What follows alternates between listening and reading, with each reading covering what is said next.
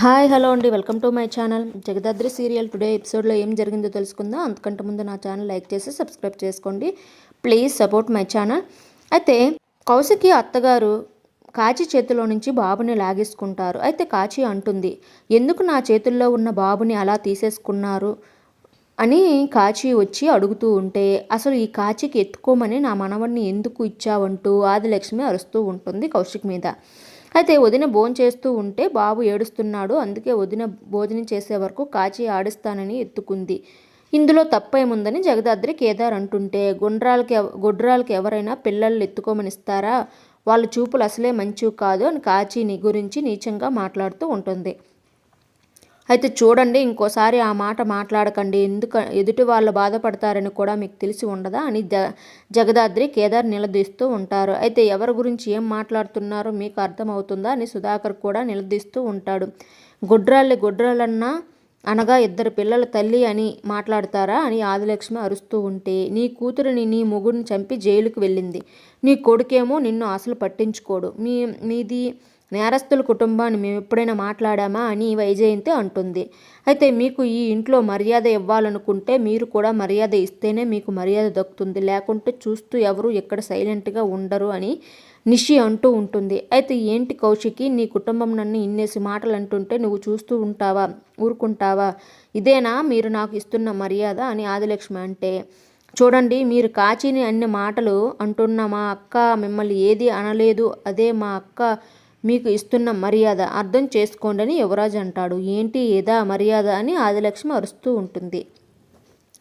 అయితే మిమ్మల్ని తప్పుడు మనిషి అని ఎవరూ అనలేదు, మీ మాటలు తప్పుడు మాటలు మాట్లాడుతున్నారని అంటున్నాము, అర్థం చేసుకోండి అని జగదాద్రి కేదార్ చెప్తారు.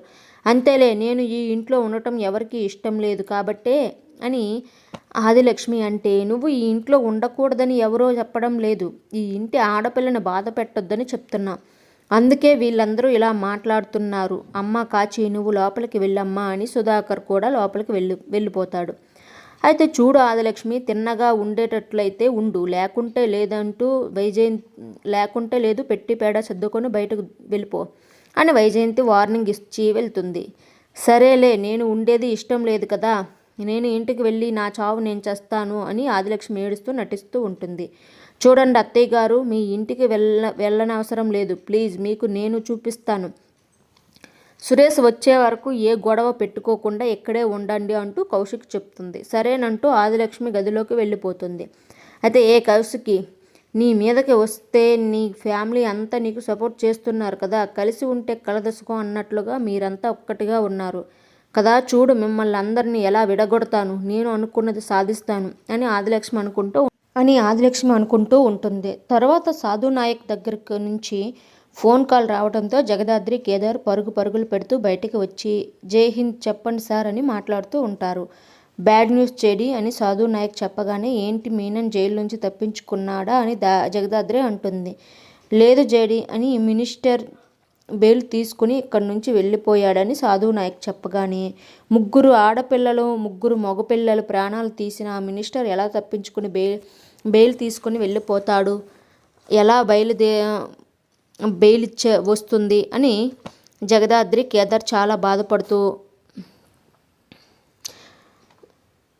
నిలదీస్తూ ఉంటుంది. హైకోర్టు నుండి బెయిల్ ఆర్డర్ తెచ్చుకున్నాడు. అసలు ఏం జరిగిందంటే ఆ సాధు నాయక్ చెప్తూ ఉంటే ఆ సంఘటన చూపిస్తూ ఉంటారు. సాధు, ఒకసారి ఇలా రావయ్యా, నీతో మాట్లాడాలి అని లాకప్లో ఉన్న మినిస్టర్ అరుస్తూ ఉండటంతో రమ్య వెళ్ళి, సార్ మీరు వచ్చింది చూసి అతను పిలుస్తున్నాడు, ఓసారి మాట్లాడాలంటే అని చెప్తుంది. ఏంటి హోమ్ మినిస్టర్, చెప్పు అంటూ సాధు నాయక్ వస్తాడు. చూడు, మర్యాదగా నన్ను వదిలేస్తావా? సరే, లేకపోతే ఏం జరుగుతుందో నీకు అర్థం కావటం లేదు, ఈ కేసుకి నాకు ఎలాంటి సంబంధం లేదని వదిలేసాయి అని వార్నింగ్ ఇస్తుంటే, నువ్వు తప్పించుకోలేవు, నీపై హంతకుడన్న ముద్ర పడిపోయింది అని సాధు నాయక్ వార్నింగ్ ఇస్తూ ఉంటాడు. అప్పుడే హోమ్ మినిస్టర్ కొడుకు బెయిల్ పేపర్స్తో అక్కడికి వస్తాడు. ఏంటి సాధు, మా నాన్న కోసం పనిచేస్తుంది ఆ జేడీ మా నాన్నని ఏం చెయ్యలేదు, ఇదిగో నేను బెయిల్ పేపర్స్ తీసుకొచ్చాను, హైకోర్టు నుండి అపోజిషన్తో చేతులు కలిపి మా నాన్న ప్రాణాలకి హాని ఉందని చెప్పి మీరంతా కుట్ర చేస్తున్నారు, ఎన్కౌంటర్ చేయాలని చూస్తున్నారని నేను కోర్టుకు వెళ్ళి బెయిల్ పేపర్స్ తీసుకువచ్చాను, ఇదిగోండి అని చూపించడంతో ఇక సాధు నాయక్ వదిలేసి ఉంటాడు. ఏం సాధు, ఇప్పుడు వెళ్తున్నా, మీరంతా నా చేతిలో అయిపోయారంటూ హోమ్ మినిస్టర్ వార్నింగ్ ఇచ్చి వెళ్ళిపోతుంటాడు. చెప్పాను కదా సాధు, ఈ కేసులు గీసులు మమ్మల్ని ఏమీ చేయలేవు. ఇప్పుడు హోమ్ మినిస్టర్ వెళ్ళిపోయాడు, నెక్స్ట్ నేను వెళ్ళిపోయేది. చూస్తూ ఉండు, మీ కళ్ళ ముందరే. ఇలా నేను ఏ తప్పు చేయలేదని వెళ్తాను అని మీనన్ కూడా వార్నింగ్ ఇస్తాడు సాధు నాయక్కి.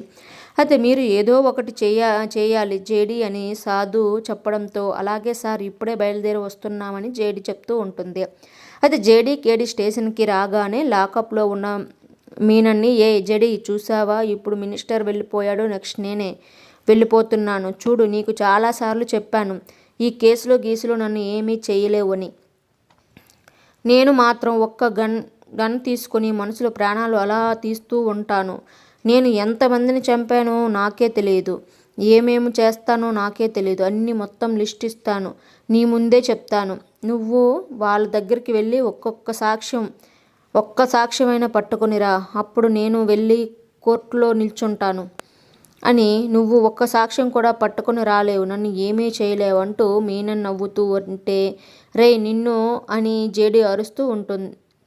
జేడీ ఇలా రా అని సాధు నాయక్ కేకలు పెట్టడంతో, చూసారా సార్, వాడు ఎలా మాట్లాడుతున్నారో, మనుషుల ప్రాణాలు తీశాడని నా ముందే అలా చెప్తుంటే మనం ఏం చేయలేకపోతున్నామని జేడీ చెప్తూ ఉంటుంది.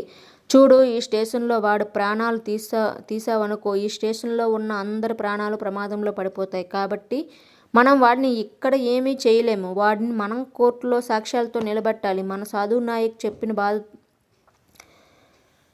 నాయక్ చెప్పి బాధపడుతూ ఉంటాడు. నాకు కూడా వాడిని చంపాలన్నంత కోపం వస్తుందని సాధు నాయక్ చెప్తుంటే, మనం పెట్టుకున్న రూల్స్ అన్నీ కూడా వాడు ఇలా తప్పించుకోవడానికి ఉపయోగపడుతుంటే మనం ఏం చేయలేమా, మనం ఎన్కౌంటర్ చేద్దాం అని జేడీ చెప్తుంది. అలా ఎన్కౌంటర్ చేస్తే మీ అమ్మ చావుకి న్యాయం జరగదు అని సాధు నాయక్ అంటే, అలాగని ఈ మీనన్ వల్ల ఎంతమంది ప్రాణాలు పోతున్నాయో మీరు కూడా చూస్తున్నారు కదా సార్. ఇంకెవ్వరి ప్రాణాలు పోకూడదంటే ఎన్కౌంటర్ చేసి తీరవలసిందే. మన మీదకి రాకుండా మనం తప్పించుకోవచ్చు. ఇప్పుడు మీనన్ తీసుకువెళ్తూ ఉంటే, మీనన్ మనుషులు తప్పించుకోవడానికి వచ్చారు, మీనన్ను తప్పించడానికి వస్తారు. అప్పుడు ఆత్మరక్షణ కోసం షూట్ చేయాల్సి వచ్చిందని మనం ఈజీగా తప్పించుకోవచ్చు. ఈ ఒక్కసారికి పర్మిషన్ ఇవ్వండి అని జేడీ కేడీ ఇద్దరు బ్రతిమాలుతూ ఉంటారు. సరే, గో హెడ్, ఏం ప్లాన్ చేసుకుంటావో నీ ఇష్టం. మీనన్ని ఎన్కౌంటర్ చేసేసాయి, తర్వాత పైనుంచి ప్రెజర్ వస్తే నేను చూసుకుంటానని సాధు నాయక్ చెప్తాడు. Thank you so much sir అంటూ జేడీ వెళ్ళిపోతుంది. అయితే రే మీనన్ కోర్టుకు తీసుకువెళ్తున్నారంట, ఎన్కౌంటర్ చేయడానికి కోర్టుకు తీసుకువెళ్తున్నారు తెలియట్లేదే మనకు. మీనన్ కనుక చచ్చిపోయాడనుకో, ఇంకొక మీనన్ దొరకడని 25 ఏళ్ళు పడుతుంది. నా బిజినెస్లన్నీ రన్ అవ్వాలంటే మీనన్ నాకు తప్పనిసరి. కాబట్టి మీనన్ ముందు స్టేషన్కి వెళ్లకుండా, మీనన్ నా జేడీ ఇద్దరు స్టేషన్ నుంచి అడుగు బయట పెట్టక ముందే అడ్డు వచ్చిన వాళ్ళందరినీ చంపేసి మీనన్ కాపాడి తీసుకురండి అని హోమ్ మినిస్టర్ రౌడీలకు చెప్పడంతో, అలాగేనని రౌడీలు వెళ్తూ ఉంటారు. అయితే జేడీ కేడీలు బేడీలు తీసుకుని లాకప్లో ఉన్న మీనన్కి వేస్తూ ఉంటారు.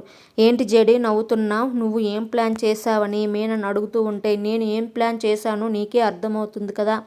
నీలా ముందే చెప్పి నేను సస్పెన్స్ లేకుండా చేయను.